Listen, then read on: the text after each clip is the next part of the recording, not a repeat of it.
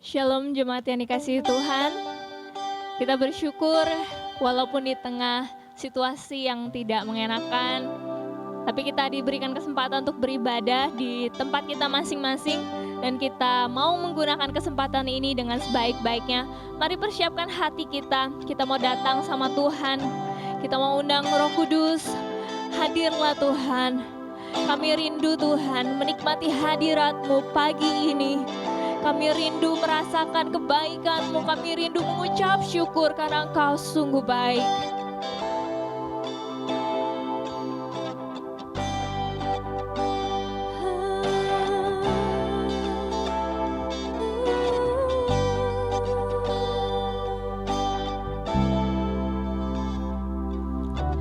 Datang Roh Kudus, Kau ku rindu.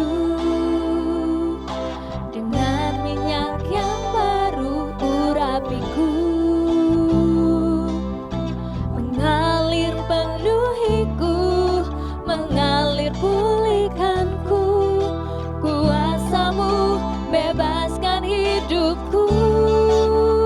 Datang Roh Kudus, datang Roh Kudus, Kau ku rindu. Dengan minyak yang baru urapiku. Mengalir penuhiku, mengalir pulihkanku.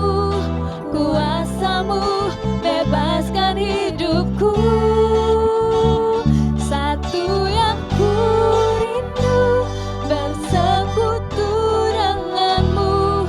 Bawaku lebih lagi, tinggal di dalam-Mu.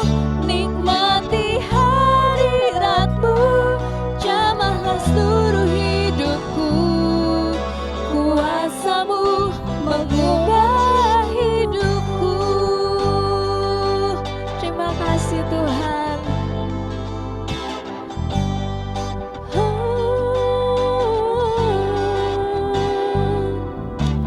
Come Holy Spirit, fall on me now. I need your anointing, come in your power. I love you, Holy Spirit, you're captivating my soul. And every day I grow to love you more. I'm reaching for your heart, you hold my life in your hands, drawing me closer to you. I feel your power in you, nothing compares to this place where I can see you face to face. I worship you in spirit and in truth. Satu yang ku rindu, tu yang ku rindu, bersekutu denganmu. Bawaku lebih lagi, tinggal di dalam-Mu. Nikmati hadirat-Mu, jamahlah seluruh hidupku. Kuasa-Mu mengubah hidup. Katakan dengan sungguh. Satu yang ku rindu, bersekutu denganmu. Bawaku lebih lagi, tinggal di dalam-Mu. Nikmati hadirat-Mu, jamahlah seluruh hidupku. Kuasa-Mu mengubah hidupku. Satu yang ku rindu, bersekutu denganmu. Bawaku lebih lagi, tinggal di dalam-Mu. Nikmati hadirat-Mu, jamahlah seluruh hidupku. Kuasa-Mu mengubah hidupku. Kuasa-Mu mengubah hidupku. Kuasa-Mu mengubah hidupku.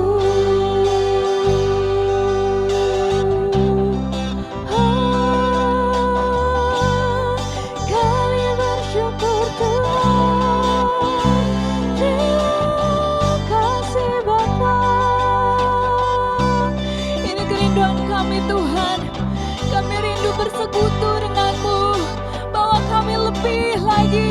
lebih lagi Tuhan di hadirat-Mu, menikmati kasih-Mu. Haleluya. Terima kasih Bapa.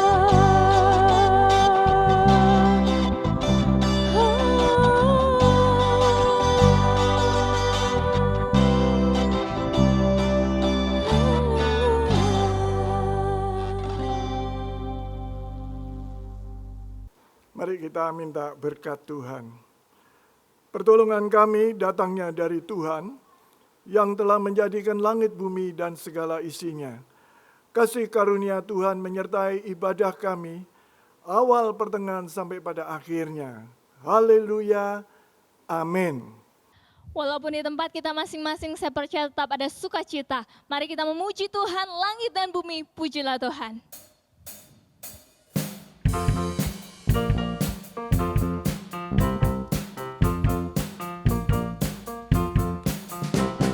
Langit dan bumi, pujilah Tuhan, sebab Dia ciptakan semuanya. Keagungannya mengatasi langit bumi, sembah sujud di hadapannya. Langit dan bumi, pujilah Tuhan, sebab Dia ciptakan semuanya.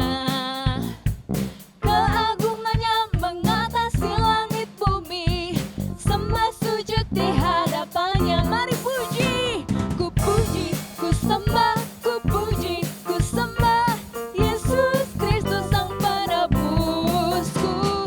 Ku puji, ku sembah, ku puji, ku sembah Yesus Tuhan dan Rajaku. Haleluya, haleluya, amin. Haleluya, amin. Haleluya, amin. Haleluya, amin.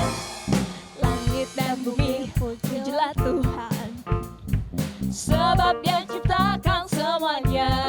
Keagungannya mengatasi langit bumi, sembah sujud di hadapannya. Ku puji, ku sembah, ku puji, ku sembah Yesus Kristus Sang Penebusku. Ku puji, ku sembah, ku puji, ku sembah Yesus Tuhan dan Rajaku. Haleluya, haleluya, amin. Haleluya, amin. Haleluya, amin. Haleluya, amin. Ku puji, ku sembah, ku puji, ku sembah Yesus Kristus Sang Penebusku. Ku puji, ku sembah, ku puji, ku sembah Yesus Tuhan dan Rajaku. Haleluya, haleluya, amin. Haleluya, amin. Haleluya, amin. Haleluya, amin. Haleluya, amin. Haleluya, amin. Haleluya, beri kemuliaan buat Tuhan kita. Amin. Terpujilah Engkau Tuhan. Mari kita siapkan hati kita. Mari kita masuk lebih dalam hadirat-Nya. Terima kasih Tuhan, karena Engkau sudah menebus kami. Engkau sudah jadi penyelamat kami. Dan kami rindu Tuhan, hidup kami boleh Tuhan perbarui dari hari ke hari. Ini kerinduan kami Tuhan. Kau sungguh indah, tiada taranya. Tiada yang selain Engkau Tuhan. Tiada yang selain Engkau Tuhan. Kami rindu kami boleh meninggikan Engkau, memuji, memuliakan Engkau.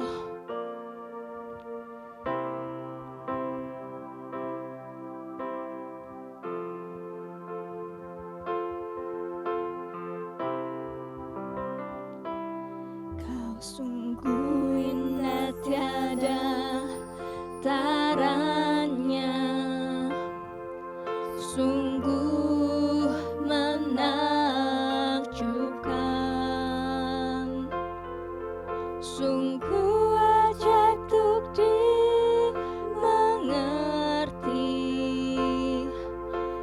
lebih dari semua yang ada. Hikmat-Mu tiada terselami, kasih-Mu dalam tak terduga. Kau sungguh indah tiada taranya, mulia dan berkuasa. Ku kagum hormat akan Kau, ku kagum hormat akan Engkau. Kau Allah yang layak dipuji, ku kagum akan Engkau. Biar ini keluar dari hati kami Tuhan. Sungguh indah tiada taranya, sungguh menakjubkan, sungguh ajaib untuk dimengerti, lebih dari semua yang ada. Hikmat-Mu tiada terselami, dan kasih-Mu Tuhan, kasih-Mu dalam tak terduga. Kau sungguh indah tiada taranya, mulia dan berkuasa. Ku kagum hormat akan Engkau, ku kagum hormat akan Engkau. Sebab Engkau Allah yang layak dipuji, ku kagum akan Engkau. Ku kagum hormat akan Engkau. Mari berikan pengagungan. Ku kagum hormat akan Engkau. Kau Allah yang layak dipuji, ku kagum akan Engkau. Ku kagum hormat akan Engkau, ku kagum hormat akan Engkau. Kau Allah yang layak dipuji, ku kagum akan Engkau. Ku kagum akan Engkau,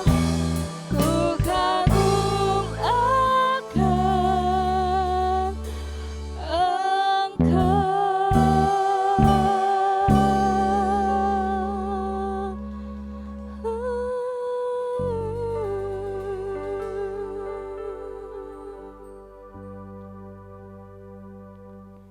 Mari kita bersatu dalam doa.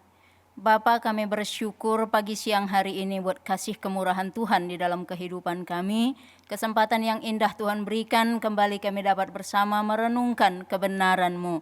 Mari Roh Kudus yang berkarya di dalam hati setiap kami, memberi kami hikmat pengertian lebih dalam lagi, dan memampukan kami untuk hidup di dalam firman Tuhan.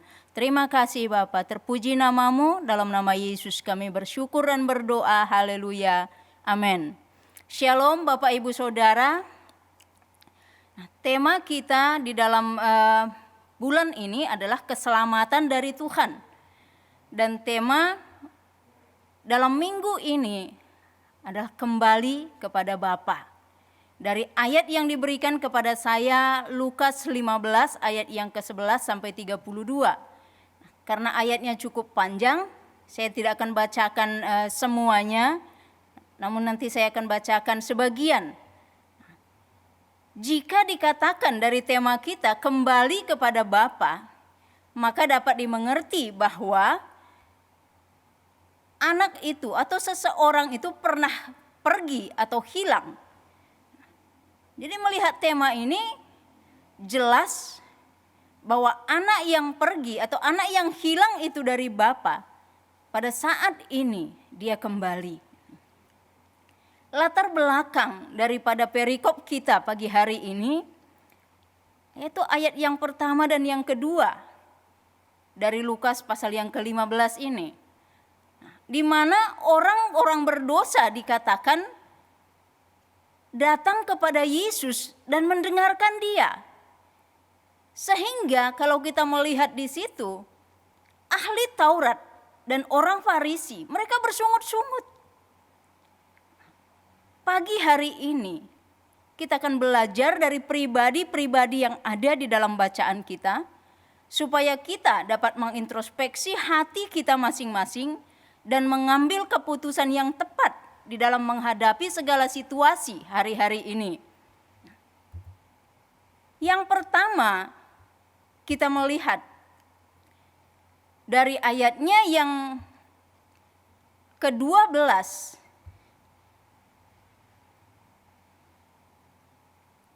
sampai yang ke-20, di situ dikatakan kata yang bungsu kepada ayahnya, "Bapa, berikanlah kepadaku bagian harta milik kita yang menjadi hakku." Lalu ayahnya membagi-bagikan harta kekayaan itu di antara mereka. Beberapa hari kemudian anak bungsu itu menjual seluruh bagiannya, lalu pergi ke negeri yang jauh. Di sana ia memboroskan harta miliknya itu dengan hidup berfoya-foya. Setelah dihabiskannya semuanya, timbullah bencana kelaparan di dalam negeri itu dan ia pun mulai melarat. Lalu ia pergi dan bekerja pada seorang majikan di negeri itu. Orang itu menyuruhnya ke ladang untuk menjaga babinya. Lalu ia ingin mengisi perutnya dengan ampas yang menjadi makanan babi itu, tetapi tidak seorang pun yang memberikannya kepadanya. Lalu ia menyadari keadaannya, katanya, "Betapa banyaknya orang upahan Bapakku yang berlimpah-limpah makanannya, tetapi di sini aku mati kelaparan. Aku akan bangkit dan pergi kepada Bapakku dan berkata kepadanya, Bapa, aku telah berdosa terhadap sorga dan terhadap Bapa. Aku tidak layak lagi disebutkan anak Bapa. Jadikanlah aku sebagai salah seorang upahan Bapa. Maka bangkitlah ia dan pergi kepada bapaknya." Jadi yang pertama kita melihat ada anak bungsu yang hilang. Ayat yang 12 tadi dikatakan, "Bapa, berikanlah kepadaku bagian harta milik kita yang menjadi hakku." Dengan sikap yang angkuh dan arogan, dia menuntut hak, tidak peduli akan otoritas ayahnya sebagai kepala keluarga. Mungkin akan lebih bijaksana kalau dia katakan, "Kalau boleh, tolong berikan sebagian harta milik kita untuk aku kelola. Nanti Bapak bisa melihat hasilnya." Tetapi tidak. Seolah dia melihat itu sebagai hutang ayahnya yang harus diselesaikan saat itu juga. Karena dia hanya mengejar kepuasan sesaat yang ditawarkan dunia tanpa memikirkan akibatnya. Dia ingin bebas dari aturan dan disiplin, serta menjauh dari pandangan ayahnya. Secara umum kita tahu bahwa anak akan menerima warisan dari orang tuanya saat orang tua itu sudah almarhum. Meskipun ada sebagian orang tua yang membagikan harta kepada anak-anaknya selagi dia hidup. Mungkin ada berbagai alasan. Tapi kalau kita melihat di sini, walaupun permintaannya itu bisa ditolak, Tapi kita melihat dari ayat yang kita baca bahwa ayahnya setuju dan memberikan apa yang anaknya minta. Ulangan pasal 21 ayat yang ke-17 mengatakan di situ bahwa anak sulung akan menerima 2 bagian dari warisan orang tuanya. Nah, karena dalam konteks bacaan kita, anak dari ayah ini cuma ada 2, jadi yang bungsu akan menerima 1/3. Itu pun kalau ayahnya langsung membagi untuk keduanya, karena pada saat itu ayahnya masih hidup. Dan kita melihat firman Tuhan mengatakan, setelah menerima bagiannya, dia menjual seluruhnya dan pergi ke negeri yang jauh serta hidup berfoya-foya. Maka bisa kita pastikan segala uangnya akan segera habis.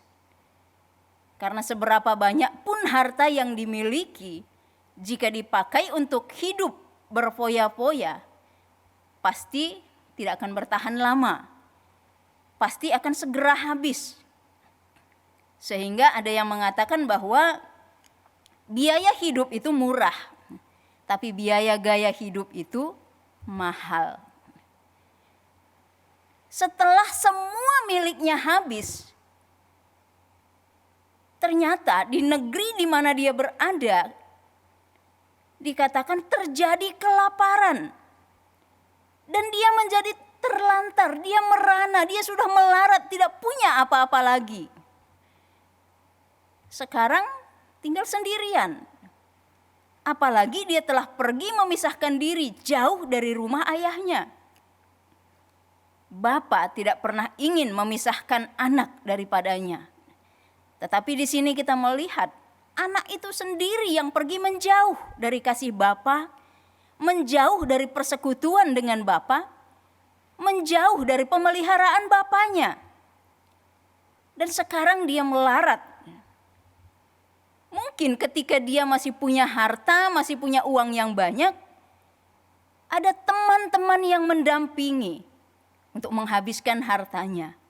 Makanya Amsal 19 ayat yang keempat mengatakan, kekayaan menambah banyak sahabat, tetapi orang miskin ditinggalkan sahabatnya.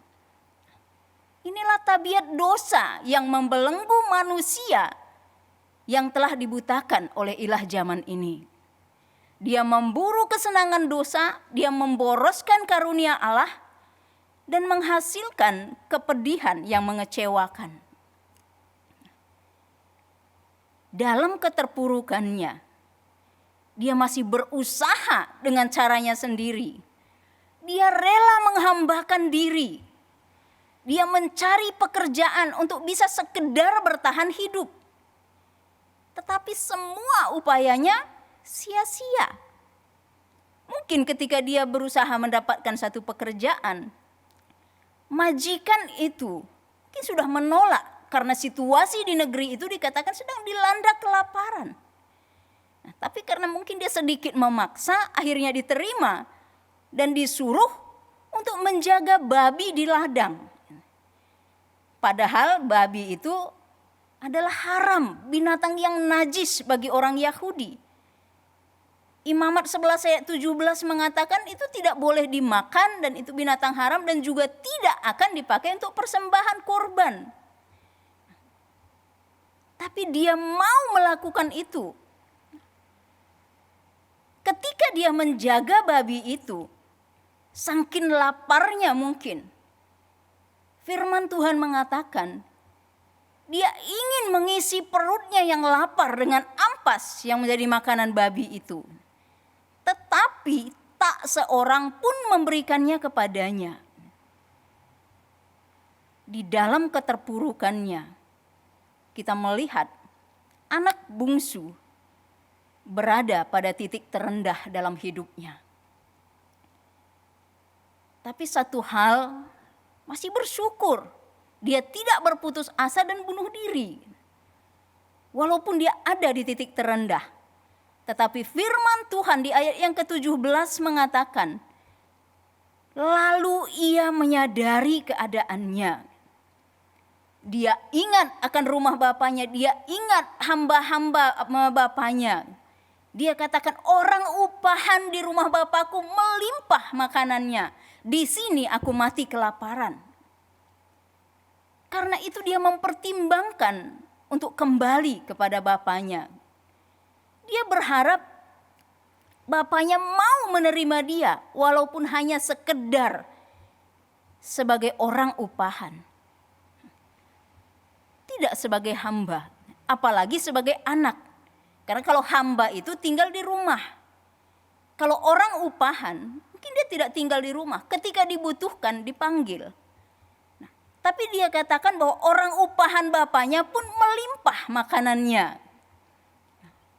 Yang tadinya dengan angkuh dia menuntut haknya, tetapi setelah dia sadar akan keberadaannya, akan pelanggarannya, akan kesalahan yang dia buat kepada bapaknya, dia datang dengan segala kerendahan hati, dia mengaku dosanya, dia bertobat supaya diterima.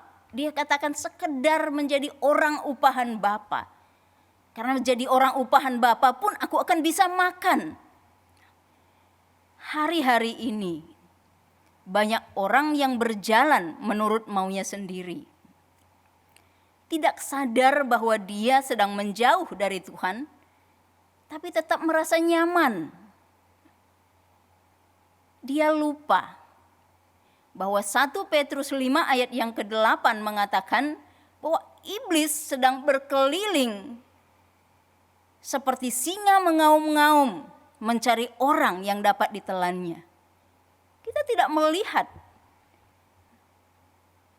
Tapi ketika tidak sadar akan keberadaan kita, akan ancaman di sekeliling kita, tetap merasa nyaman. Jadi, meskipun Tuhan berikan kita pilihan bebas, seperti anak bungsu ketika dia minta, bapaknya berikan. Tidak dipaksa, oh tidak boleh. Tapi bapaknya berikan apa yang dia minta. Tuhan beri kita pilihan bebas. Tapi kita harus ingat bahwa pilihan itu akan ada konsekuensinya. Kita bisa memilih untuk melangkah, tapi akibatnya kita tidak bisa pilih. Harus diterima. Karena itu, jangan boroskan karunia Allah yang ada pada setiap kita. Selagi ada kesempatan, pakailah semuanya itu untuk memuliakan nama Tuhan. Tuhan selalu rindu untuk kita berada dekat dengan Dia. Bapa selalu rindu dan menanti anaknya pulang. Ketika anak itu sadar dia pulang, dia merendahkan hati. Bapa, gambaran Tuhan yang menanti kita, menyadari keadaan kita untuk kita semakin hidup intim dengan Dia, berkenan di hadapannya dan memuliakan namanya. Hari-hari ini mungkin kita melihat, oh hari ini kan kita tidak bisa beribadah di gereja karena situasi pandemi sekarang. Itu tidak menjadi alasan. Sekalipun kita hanya bisa mengikuti ibadah melalui online, bersama dengan keluarga kita, bersama dengan anak, bisa dibangun persekutuan yang semakin erat di hadapan Tuhan. Jadi bukan aku di sini, anak nanti, istri nanti. Tapi yuk sama-sama kita semakin bijak menggunakan kesempatan-kesempatan yang Tuhan masih berikan. Dan yang kedua, kita melihat ayat yang ke-25 sampai yang ke-30 di situ dikatakan, tetapi anaknya yang sulung berada di ladang, dan ketika ia pulang dan dekat ke rumah, ia mendengar bunyi seruling dan nyanyian tari-tarian. Lalu ia memanggil salah seorang hamba dan bertanya kepadanya, apa arti semuanya itu? Jawab hamba itu, adikmu telah kembali dan ayahmu telah menyembelih anak lembu tambun karena ia mendapatnya kembali dengan sehat. Maka marahlah anak sulung itu dan ia tidak mau masuk. Lalu ayahnya keluar dan berbicara dengan dia. Tetapi ia menjawab ayahnya, katanya, telah bertahun-tahun aku melayani Bapa dan belum pernah aku melanggar perintah Bapa. Tetapi kepadaku belum pernah Bapa memberikan seekor anak kambing untuk bersuka cita dengan sahabat-sahabatku. Tetapi baru saja datang anak Bapa yang telah memboroskan harta kekayaan Bapa bersama-sama dengan pelacur-pelacur, maka Bapa menyembelih anak lembu tambun itu untuk dia. Jadi kita melihat di sini anak sulung yang hilang. Ayat 28 bagian A katakan, maka marahlah anak sulung itu dan ia tidak mau masuk. Dia memilih tetap bersama ayahnya dan melakukan pekerjaannya dengan baik ketika adiknya menjual harta dan pergi menjauh dari rumah. Mungkin anak sulung ini berpikir, aku mau membahagiakan ayahku. Dan di saat adiknya pulang pun, dia masih bekerja di ladang. Dan ketika dia tiba di rumah, dia tahu ada pesta sukacita yang dibuat ayahnya untuk menyambut adiknya yang telah kembali, bukan dalam kesuksesan materi. Anak sulung tidak terima.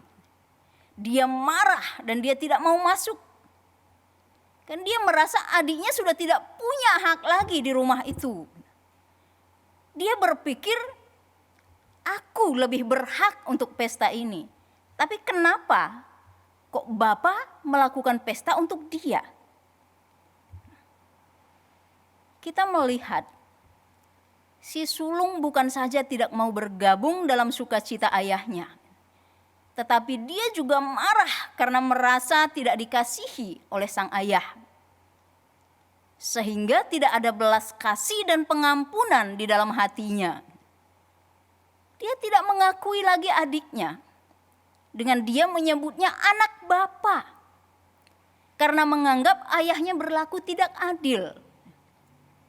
Hatinya diliputi kepahitan dan sedang dilanda emosi. Namun tetap merasa dirinya benar. Karena kebenaran itu sesungguhnya tidak ada di dalam hatinya. Anak sulung sama terhilangnya dengan anak bungsu.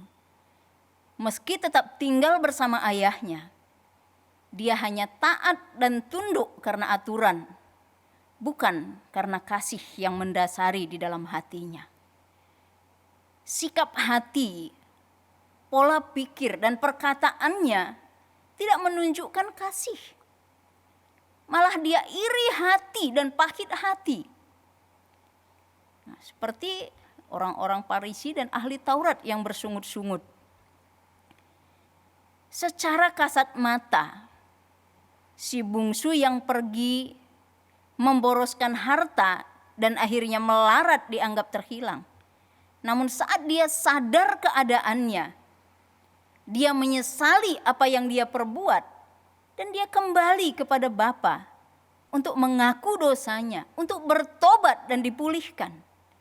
Tetapi si sulung yang selalu merasa benar, merasa berhak menjadi hakim adiknya, juga tidak menikmati hidup dalam kemurahan kasih bapaknya. Dia setia melayani dan tinggal di rumah ayahnya, tapi hatinya diliputi kegelapan dan tidak menyadari hal itu. Sesungguhnya kalau saya katakan, dia lebih terhilang daripada adiknya. Karena dia tahu kebenaran, dia tahu firman, tapi tidak melakukannya. Dan yang ketiga, kita melihat ada Bapa yang penuh kasih. Sebenarnya kalau kita melihat dari perikop ini, inilah poinnya. Bapa yang penuh kasih. Apapun sikap, perbuatan, dan keadaan anak-anaknya, kasih Bapa tidak pernah berubah. Harapan si bungsu saat ingin kembali, hanya ingin, enggak apa-apa ketika aku diterima sebagai orang upahan Bapa. Yang penting aku bisa makan, Tetapi bapaknya sudah lama rindu dan menanti kedatangannya. Maka seburuk apapun keadaan anak itu, bahkan firman Tuhan mengatakan dari jauh ayahnya sudah mengenali bahwa itu anaknya yang pulang. Maka di ayat yang ke-20 itu yang bagian terakhir dikatakan, ayahnya itu berlari mendapatkan dia, lalu merangkul dan mencium dia sebagai tanda kasih dan pengampunan. Bahkan sebelum anak itu ngomong sepatah kata pun, ayahnya tidak saja mengampuni, tapi memulihkan posisinya sebagai anak. Dengan kita melihat bahwa ayahnya memerintahkan kepada para hambanya, di ayat yang ke-22 dikatakan, lekaslah, bawa kemari jubah yang terbaik, pakaikanlah itu kepadanya, dan kenakanlah cincin pada jarinya, dan sepatu pada kakinya. Jubah adalah tanda kehormatan. Apalagi di sini disebutkan jubah terbaik. Kenakan cincin pada jarinya. Cincin atau lebih umum pada waktu itu dikenal sebagai cincin meterai, sebagai tanda kekuasaan, tanda kedudukan. Dan dikatakan pakaikan sepatu pada kakinya. Nah, sepatu itu sebagai tanda orang merdeka. Kalau para budak zaman itu berjalan itu tidak pakai sepatu. Nah, jadi orang yang pakai sepatu itu dianggap sebagai orang merdeka. Inilah penerimaan yang tulus dari Bapa yang penuh kasih. Tidak berhenti di situ. Tapi kemudian Bapaknya memberi perintah kepada para hambanya untuk menyiapkan jamuan kehormatan dan pesta sukacita. Bapaknya katakan, ambil lembu tambun itu. Dan mungkin itu sudah dipersiapkan jauh hari untuk menyambut jikalau satu saat anak ini pulang. Sebab dikatakan ayat yang ke-24, anakku ini telah mati dan menjadi hidup kembali. Ia telah hilang dan didapat kembali. Karena dosa memisahkan kita dari Allah. Dan akibat dosa itu dikatakan Roma 6:23 adalah maut. Tetapi pertobatan adalah mati bagi dosa dan hidup bagi Allah. Kata Roma 6 ayat 1-4.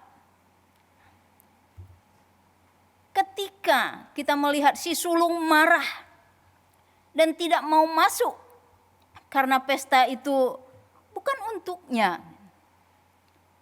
Ayahnya keluar menjumpai dia. Ayahnya datang menyatakan kasih yang sama. Bapa datang pada anak yang dikasihinya. Ayat 31 dia katakan, anakku, engkau selalu bersama-sama dengan aku. Dan segala kepunyaanku adalah kepunyaanmu. Dengan kata lain ayahnya berkata, semua yang ada padaku adalah milikmu. Jadi tidak perlu aku berikan kepadamu. Kamu bisa ambil kapanpun kamu mau. Jadi marilah kita bersukacita bersama. Ternyata si sulung tidak menyadari hal itu. Si sulung mungkin dia menempatkan dirinya di rumah bapaknya sebagai hamba. Jadi dia tidak merasa bahwa apa yang dimiliki bapaknya adalah miliknya. Sehingga dia katakan, Bapa tidak pernah memberikan anak kambing untukku. Namun kita melihat bahwa Bapa tetap membuka hati dan tangannya untuk semua anak-anaknya dapat kembali dan menyadari posisinya sebagai anak. Anak sulung. Gambaran kalau kita kembali melihat Lukas 15 ayat yang kedua adalah ahli Taurat dan orang Farisi yang tahu firman, setia melayani, merasa dirinya lebih baik, lebih benar dan tidak memerlukan pertobatan. Padahal dia pintar mengajar orang lain tapi tidak melakukan ajaran yang dia sampaikan sendiri. Dia tidak terima ketika orang-orang berdosa, orang-orang pemungut cukai mendapatkan kasih dan perhatian dari Yesus. Dia bersungut-sungut, firman Tuhan katakan. Sama dengan anak sulung tadi. Anak bungsu sebagai orang yang terhilang. Orang-orang berdosa, orang-orang yang belum mengenal kebenaran, orang-orang yang belum mengenal kasih Yesus yang menyelamatkan.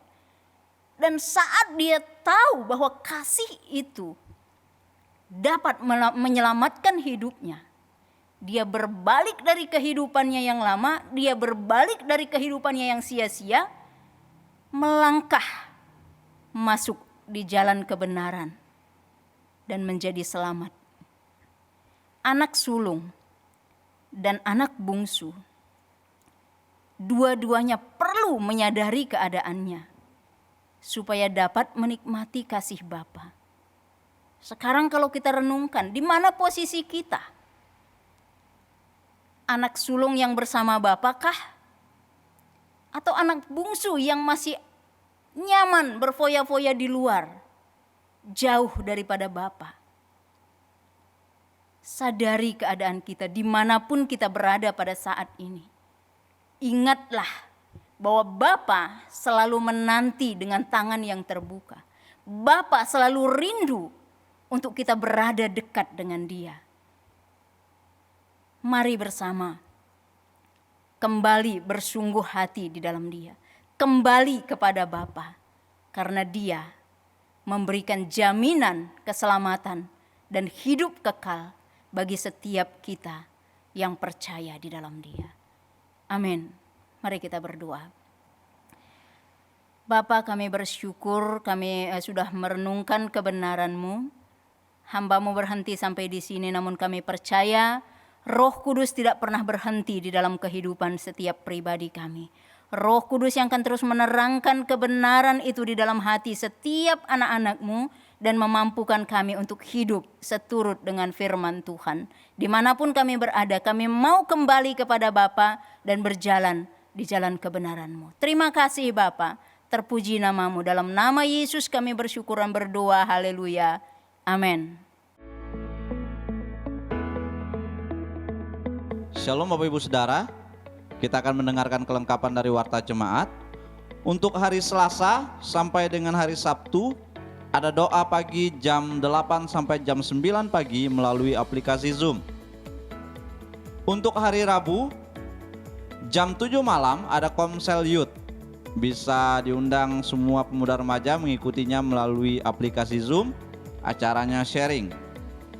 Dan untuk hari Kamis, kita ada perak keluarga jam 7 malam juga dilakukan melalui Zoom. Diundang semua jemaat Tuhan untuk kita bisa mengikuti ibadah ini, untuk kita saling diberkati satu dengan yang lainnya. Untuk ibadah, pada hari Sabtu jam 6 malam ada ibadah pemuda remaja di tempat ini bagi yang tinggal di dekat lingkungan gereja. Dan bagi teman-teman yang jauh yang tidak bisa hadir, bisa mengikutinya melalui Instagram Youth Fluid.